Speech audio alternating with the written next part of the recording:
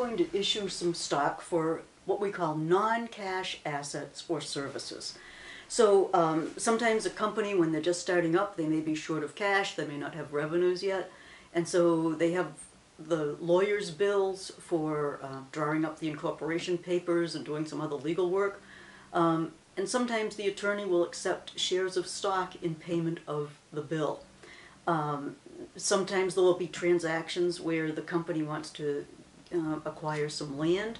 The person selling the land may not want to have cash. They may prefer to have shares of stock instead, thinking that the stock will appreciate over time and it will be a good deal. So when we're talking about services, it could be legal services, and non-cash assets could be things like land, it could be a truck, it could be a patent, and whatever sort of non-cash asset or service it is, we have to come up with a value for the transaction. If the stock is actively traded, in other words, you can go to the stock market and see that this stock is trading for $5 a share. That gives you a good value for this transaction. So you would value the patent or truck or, at that $5 per share. If the market value of the stock were unknown, then you would have to come up with another way of valuing it. So the general rule is that we're looking to put these on the books at the cash equivalent price. And that's equal to the fair market value of the consideration given up or received, whichever is more evident. Okay? So the consideration given up would be we issue shares of stock. If we know that that's $5 a share, we're all set. If we don't know that, then we might have to go with the value of the consideration received, maybe a similar patent. Okay, so let's, you may want to look through the notes on this. It may help understand it better. So let's look at the first situation where the market value of the stock is known and it's $5 a share.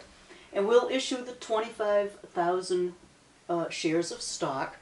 And in this case, we're going to say it's for a patent. Okay, so this will be, we're going to issue stock for a patent.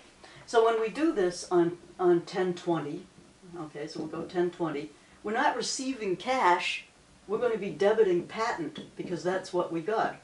You're debiting the non-cash asset. It's an asset, it's not cash. And so we don't have a known value for the patent, but we do know that the stock is trading for $5 a share and we're issuing 25,000 shares. So hence the patent would come on at the market value of the stock. So you'd be going the $5 per share market price times the number of shares you issued for it. And that would give you the value that you would put on this transaction. And then you would go common stock. And because this has par value, you would go, I'm going to assume it's still the $2 par value. I didn't put that up here before. Okay, so we would go the $2 times the 25,000 shares would be attributed to common stock, so that would be your 50,000. And the rest would be your paid in capital in excess of par value on your common stock of 75. Okay, so we knew the market value, we use that to value the patent.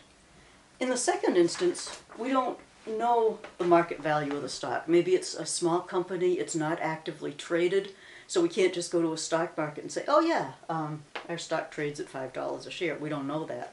But we could do the research and see that a similar patent was just bought by a company down the street for $90,000. And so we would use our best estimate of the fair value of the patent to value the transaction. So in this case we might go 10/20. We would say the patent, we either just bought a similar one or somebody else did that we could verify, and we'd put it on at 90,000. In that case we would go common stock, and that would still be the 25,000 shares times the $2 par value would be 50, and our paid in capital in excess of par on common stock would be 40,000.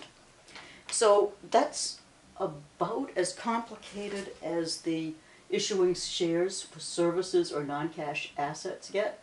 You need to know the basic rules that you're trying to arrive at the best market value you can for it. If you are given the per share value of stock, you use that. You can never use advertised price for land or list price. Those are, it's like I have my little house I live in. It's, about 20 by 23 feet. It's, not a bad place, but it's not worth $1 million. I could advertise it for $1 million. That could be my advertised price, but that has really very little bearing on the market value of that house. So if you see in the homework assignments, oh, the list price was this, or the asking price, or the advertised price, you cannot use that to value these transactions. It's either got to be the market value per share of the stock, or more of a solid fair value of the asset. Okay, so that's issuing stock for non-cash assets or services.